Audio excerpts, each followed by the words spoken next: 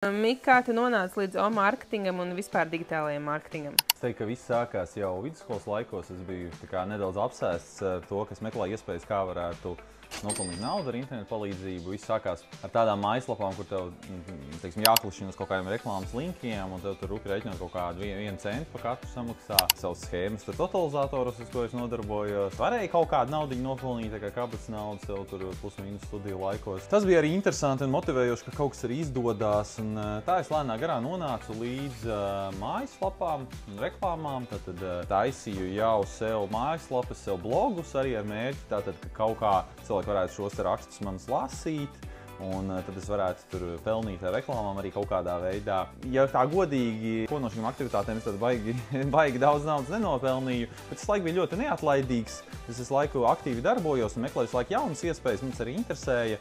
Un es teiktu, ka lielā mērā arī pateicoties tam, mani pieņem darbā internetu mārketinga aģentūrā, kas jau bija ļoti sen, jau pirms vairāk kā 13 gadiem. Tajā mārketinga aģentūrā arī es ātri izsitos un jau īsā laikā kļuvu par grupas vadītāju. Tajā uzņēmumā bija zināmas problēmas, kas noved pie tā, ka izlēmām veidot pašu savu aģentūru. Te joprojām tad arī ar šo nodarbojos un tā lēnā garā kaut kā šajā nozarē ievirzījos.